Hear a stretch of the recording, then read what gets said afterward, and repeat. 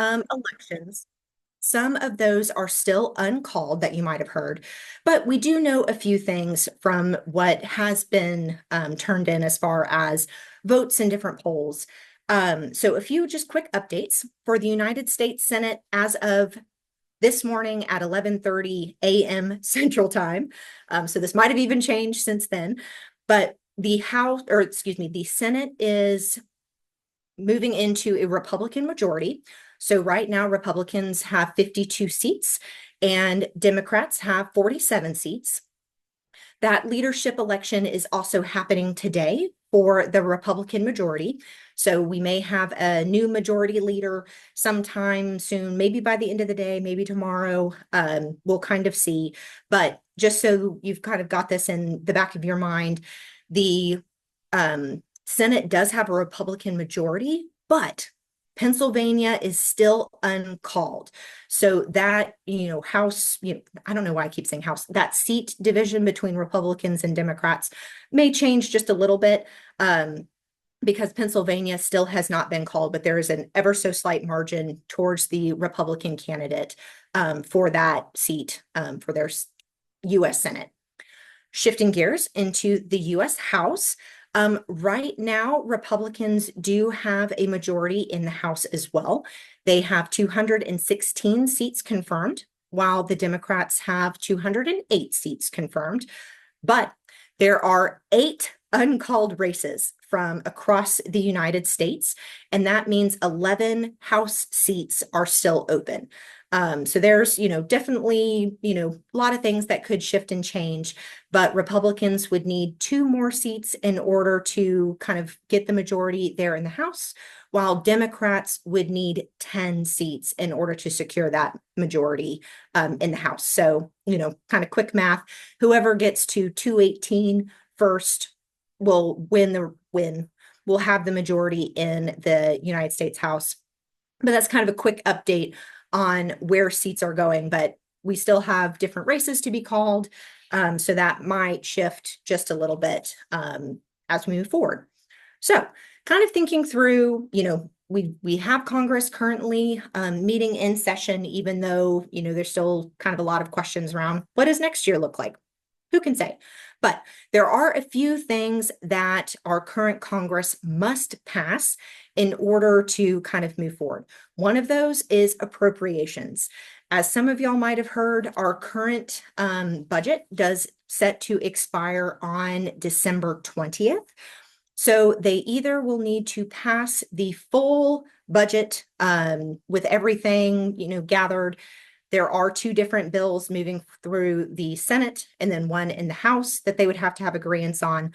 So, and I think here's a fun fact, if I heard this correctly, those 2 bills, that appropriations bill in the Senate and the House is currently separated by just a mere $99 billion. Small pocket change, but if they can get to agreements, maybe they could pass it, most likely not. So what we're thinking is they will most likely pass a continuing resolution to move that, kind of finance deadline a little bit down and move that into the new year with the new administration coming on board in January. One thing, if any of your organizations are receiving a federal earmark this year, just know that that earmark is in limbo. In order for an earmark to go into practice, that check to be cut, all of those good things, that law actually has to be passed. So a continuing resolution will not be enough to actually have a federal earmark move forward. So if your earmark was signed into law in 2024, kudos. Hopefully you should be seeing that check sometime soon.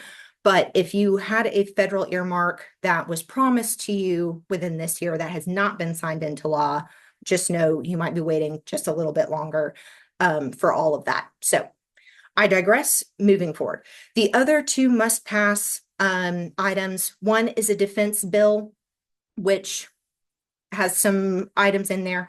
And then the other thing that is really big for a lot of the populations we serve is Congress must pass the farm bill, because that farm bill has ongoing funding for the SNAP program. So SNAP is on the line. We do not anticipate any barriers or anything like that to either the defense or the farm bill passing. But just know if you have clients that rely on SNAP as a part of their social safety net, that funding is currently up for renewal, but again, should be passed before this Congress moves out. The other two quick things to kind of think through for our federal policy stuff is just during the lame duck session. So, December to January before the new administration comes in. One is a bill that should be considered that is covering disaster relief specifically, hopefully to address, some of the hurricanes that we've seen, forest fires. I think Oklahoma even got some tornadoes. I mean, it has been a dare I say, exciting weather-wise year so far. So Congress should be taking up a disaster relief bill before they move out. But three quick things in that disaster relief bill that would be really important for nonprofits and for our sector. One is this bill will potentially activate a non-itemizer deduction, meaning that people who take the standard deduction on their taxes, yay tax law, they could actually claim nonprofit donations as well on their taxes. That would be fabulous to increase giving through this year. The other one includes a improved employer retention tax credit. So moving that forward, if your organization might have taken advantage of some of those tax credits. And then the last thing in this disaster relief bill is it raises volunteer mileage.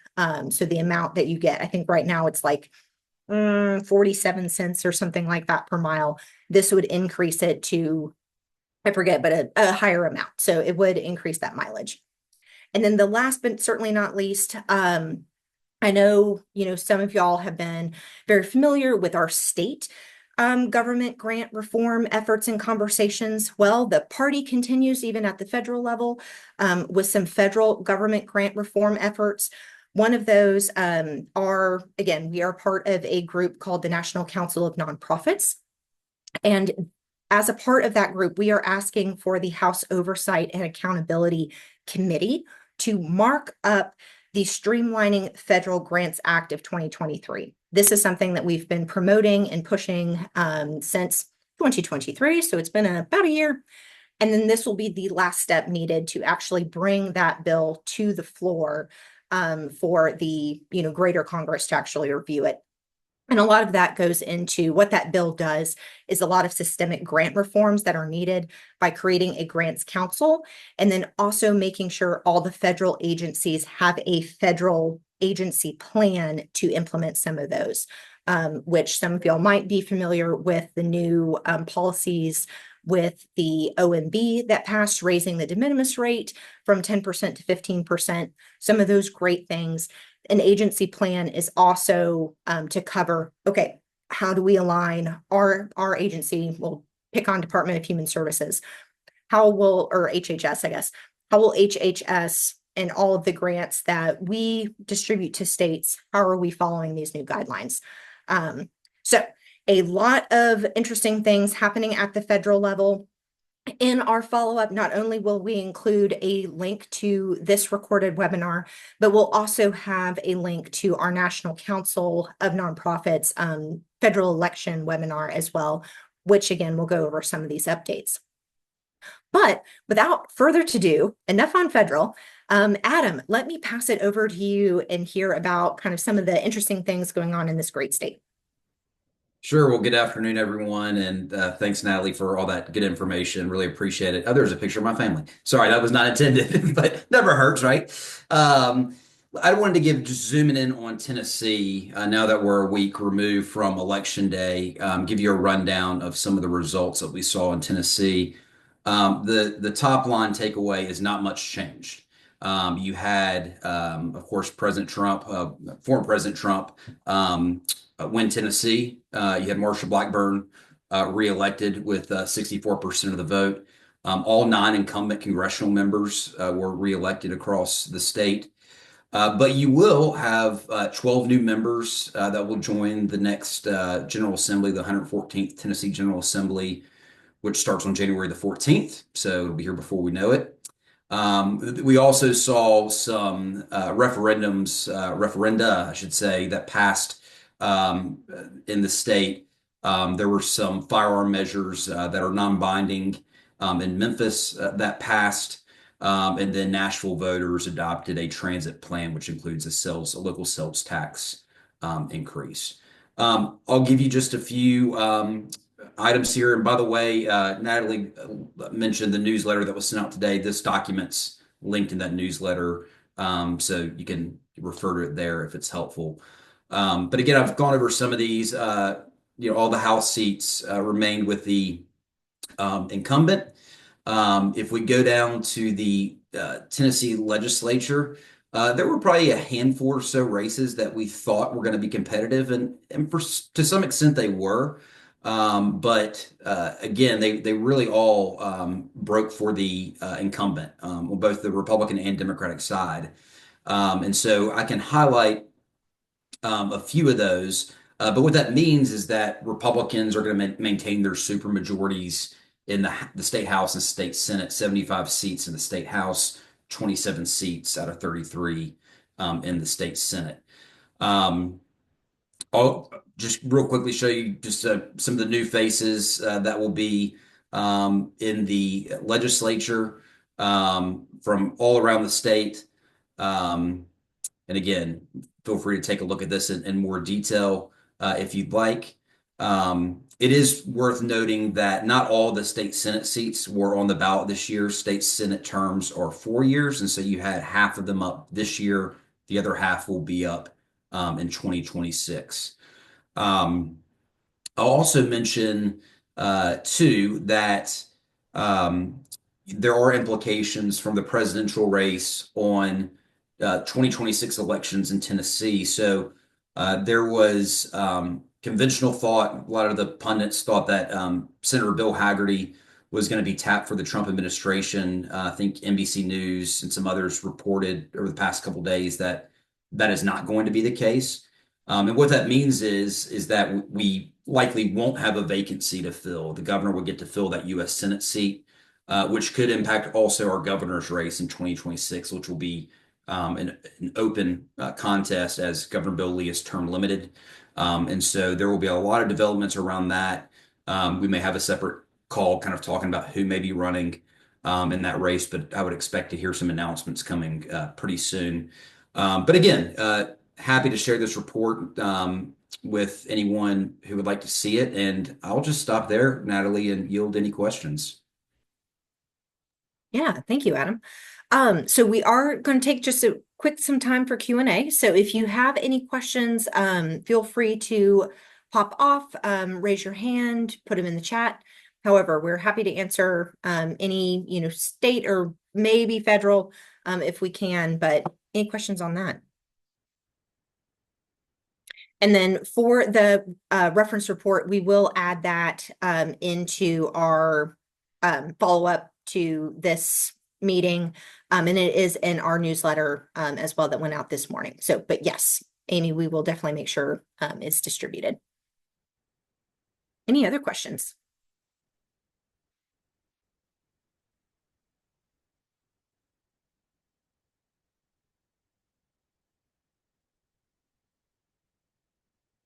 Cool. Okay. Well, seeing none, and feel free, again, if something does kind of pop into your mind as we move forward, feel free to throw it in the chat. But thank you so much, Adam, for that quick update on our state, kind of where our state's at as well. So without further ado, let me share my screen and we will jump into the rest of kind of what we've got to cover today. Okay, quick tech check. Can everyone see my screen? Cool. See 2 thumbs up. Moving forward. Spoiler alert, we already talked about Tennessee election insights. So we'll keep moving forward. So for kind of, again, looking into the future for 2025, when our Tennessee general election or election, I have elections on the brain. General session starts in January around, January 14th, I think is when the legislature will come back in session. We will have Governor Lee share his state of the state, and we will move forward from there. Some of the areas of focus that Tennessee Nonprofit Network will have is governed by our public policy agenda. So we always have a kind of an updated public policy agenda based on each year. So we do this annually and wanted to share kind of where we're at in 2025 and where our focus will be, again, which has been based off of conversations with you all, some of the work that we've been doing and will move forward with into 2025, things of that nature. But kind of to set the stage for everyone here, just kind of thinking through, what is the area of focus for Tennessee Nonprofit Network and the advocacy work that we do. Since we are the state's nonprofit association, we really focus on policies that advance our mission that is really at the sector level. So sector level items really kind of focuses on everyone's favorite topic of tax codes. As you can tell, I get really excited when we talk about taxes, yay, or tax cuts, should I say. But all of those things that are very kind of more higher level rules and regulations, things that will impact the nonprofit sector in general. Now, we do know that we do represent nonprofits that have different areas of focus, from education to immigration to housing to food and nutrition, healthcare. I mean, the sector is beautifully wide and diverse, and so is our membership. So we do also kind of track different policies that impact those different areas, but we may just not take a specific active stance. But if you have questions, or if your organization has questions, or has a particular stance that you want to connect with others about, we are happy to be that connector and that resource and chat about some of those policies that you're seeing and what's happening. But again, just kind of a heads up, TNN may not take an active stance on any of those kind of more subsector specific, but anything that'll be wider than that will impact nonprofits in general is definitely where we want to be at. So moving forward, our public policy agenda is also guided by four main public policy principles.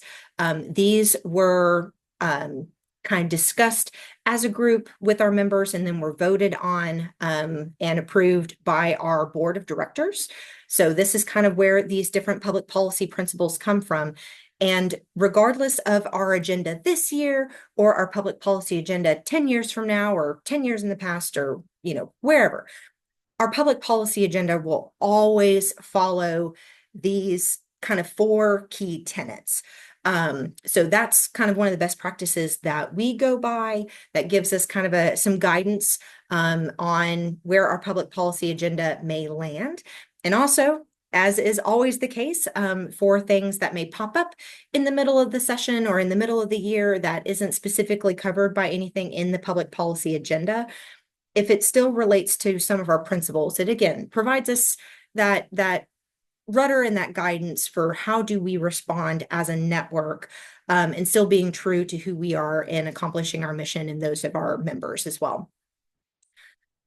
So for our public policy agenda, we do have 8 different areas of focus that we will be kind of keying in on this year with any legislation that is being proposed or may be carried over from last session. Buckle up, y'all. I'm so sorry. But all of that really kind of falls into these 8 buckets. So the first one that I'll cover is our nonprofit government grant relations. That is a lot of words to really kind of cover all of the grant reform conversations that we've been having. So some of y'all have been a part of those conversations, but just as a quick kind of where we've been and where we're going, last spring, in spring 2024, we did a statewide survey. We love a good survey around here, or at least I do. Survey across the nonprofit sector to gather Tennessee nonprofits' experiences with state grants. What's going well? What's going less well? What are those kind of key areas of annoyance that is popping up? And then what do we want to do about it? Because we didn't want to just identify where those pain points are, but also what could we do about them? So we compiled all of that data with the help of a fabulous work group, got all of that together into a report that has been distributed far and wide to all of the key departments and key leaders who are over the different areas of the kind of grant process here in the state. And there are several of those folks. And then it has landed as a top administrative priority for the current administration. So we are continuing those conversations, working with our partners at the state level. Again, looking for areas where we can partner with the state and be good collaborations on that. So that work will continue. That is part of our public policy agenda. On that note, we are not at the moment anticipating particularly any legislative changes that are needed, because right now, based on conversation, it seems like some of those, at least starting, will be more administrative with some internal, changes in policy, things of that nature. But there is some identification of potential policy hangups that potentially next session in 2026 might be an area of focus for folks. So stay tuned. We will keep everyone updated on that, but that will continue to be a big area of focus for us as a network moving forward. Kind of on that same note is advancing the sector. So looking at, how does the nonprofit sector really impact our state GDP? We are an economic engine. We are a massive workforce here in the state, making up almost 10% or more and contributing, billions of dollars of economic activity into our state economy. So not a lot of people know that. They should, because this is an important part of who we are as Tennesseans, and then also the value that we are bringing to our state and to the communities that we all serve. So really focusing on that. We'll have a state of the sector report coming out. So get ready for more research, more data next year. But again, this is important information to kind of elevate. We are not just charities. We do good work, but also we bring very valid and valuable economic benefits to the state as well, the same as any of our for-profit brethren or any of the businesses that are discussed. Nonprofit independence really covers our ability to be nonpartisan, our ability to remain independent from any other entity, things of that nature. So, kind of rules and regulations that govern nonprofits, that is kind of covering all of those items. And then last, but certainly not least, at least on this page with these 4 buckets, charitable giving and volunteerism. You might have heard, at the federal level, we really are pushing hard for that non-itemizer tax deduction. Since we don't have a state tax, that looks a little bit different in Tennessee because we don't have, state income tax to deduct anything from.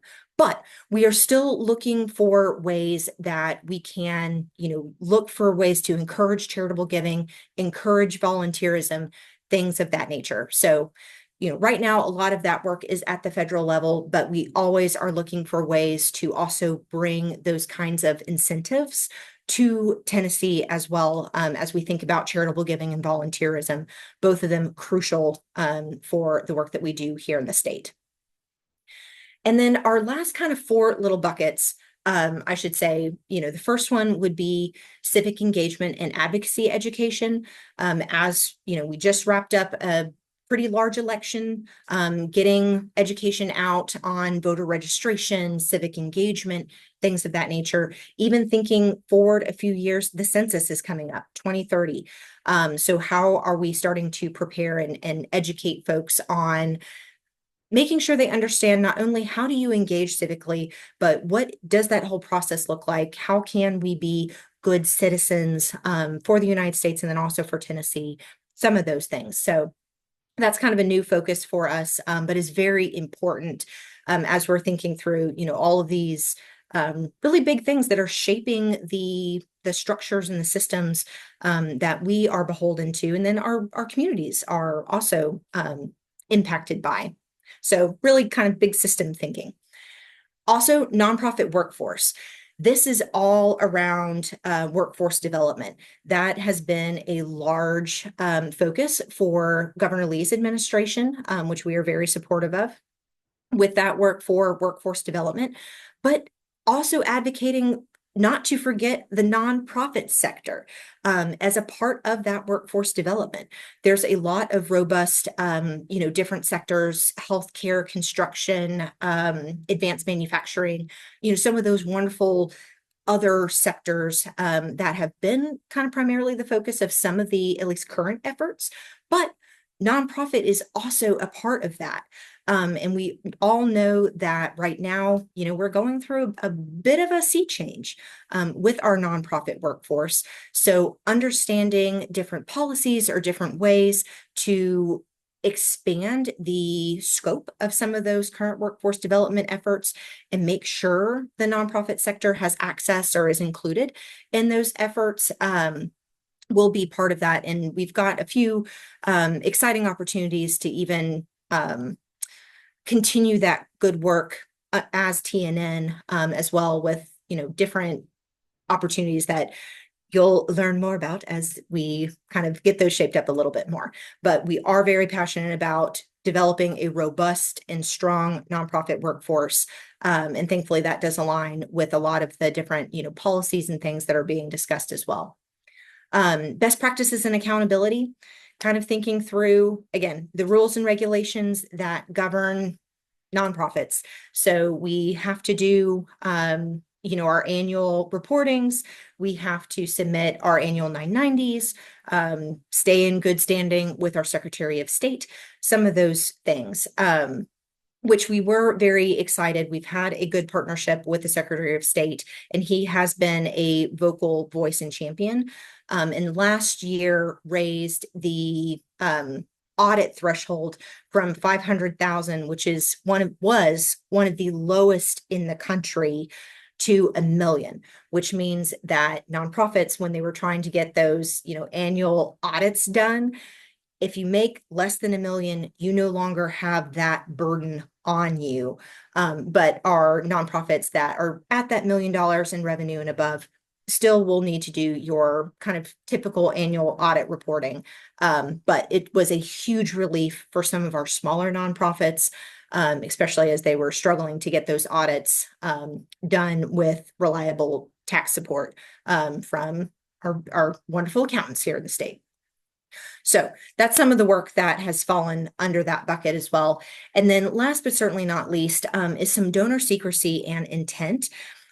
We have not, well, we've seen this pop up a little bit in Tennessee in kind of a very nuanced fashion in conversations with some of our state partners and other state nonprofit associations. There has been some other discussions in other states around changing some of those laws where donor lists may be made public, donor intent. My great-great-grandfather donated to X, Y, and Z nonprofit. I don't know if that direction is following in line with his original intent, some of those things. So again, haven't heard anything specific in Tennessee, but with some of the rumblings that have been happening in other areas of the state, we did go ahead and put that on there because donorship, charitable giving, all of those still is very important to us, and protecting our donors and protecting their privacy and all those good things. So that kind of is where we're at when it comes to, again, our broad level public policy agenda. And then moving into January, and maybe we might hear some things before then, but really looking into January all the way up through the end when our legislators start filing bills, we will start reviewing those bills as they come out to see, kind of what legislation is being proposed, what is the actual intent of that legislation? What do we need to do?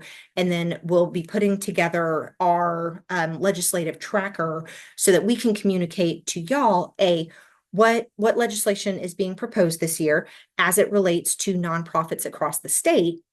And then also, which are a few of those pieces of legislation that TNN will actually be taking an active stance on, whether in support of or, hey, we have some thoughts on ways to make this a little bit different. So all that to say, this is kind of our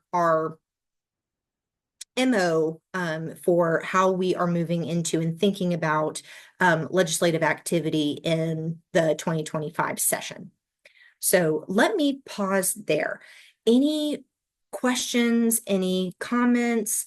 Is there anything that y'all are seeing with your particular nonprofits that either is covered by some of this or might be something separate that we haven't been thinking about?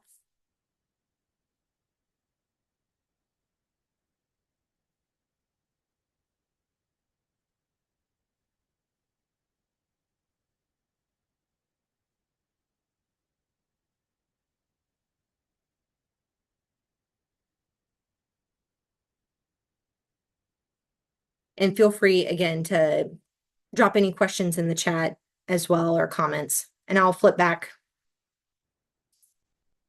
to, well, if I can. There we go. To the other bucket as well. Those are eight areas of focus.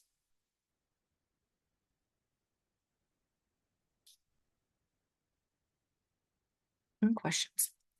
I will also drop my email in the chat. It is njones@tnnonprofits.org. Again, emails in the chat. If there is any questions that you have offline or you want to discuss anything, policy and I guess taxes are two of my favorite things to chat about. So always happy. But, oh, did I hear someone come off mute? Hey, Natalie. Hey. Hey, this is Adam again. Sorry, I'm dialed in now. I'll just mention a couple other things. So there are bills that are starting to trickle in. I think 12 bills have been filed so far. The first bill, which I know has been highly publicized, the governor's school voucher bill, what's called the Education Freedom Act.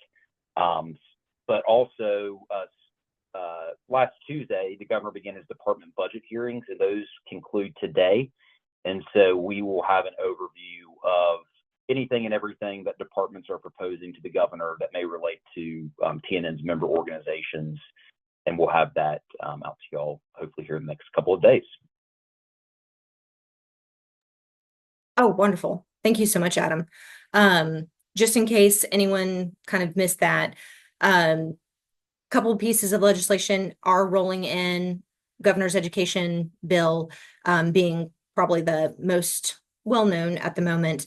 And then with budget hearings concluding, if there's anything that comes from those that will impact Adam and his team will definitely let us know, and we'll, again, continue the conversation to let y'all know.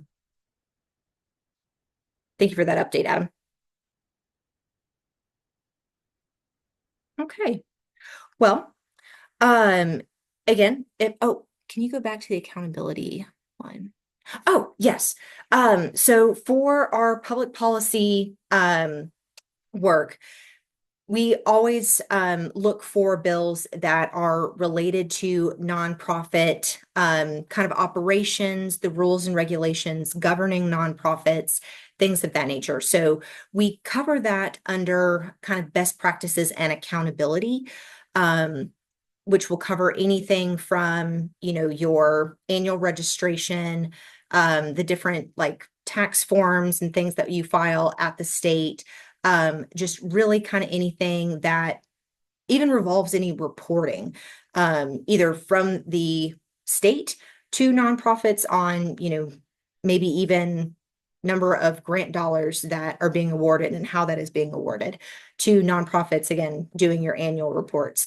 So best practices and accountability really covers anything and everything that is a little bit more kind of regulatory in nature.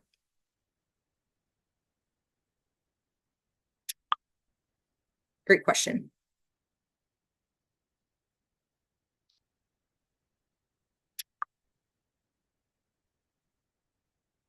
Okay. Well, won't take up any more of your time this wonderfully sunny in some areas, maybe less sunny in other areas. But thank you so much for joining us today. Again, we've got a lot of other events that are popping up later on this month and into the year. And then we've got a wonderful advocacy summit coming up at the beginning of the year where we get to take all of this wonderful, policy and legislative action and really kind of practice what we preach here. So we hope that y'all are able to join us for that and be a part of those conversations as we move forward. But thank you so much for joining. We will share the recording and all of the links that we discussed today in that follow-up email, which will include our National Council federal update, as well as the report that Adam graciously shared and reported out on earlier today. So without further ado, I hope y'all have a great rest of your day. I'll hang around just for a few minutes in case there was any, follow-up questions best left offline. But look forward to seeing y'all next time.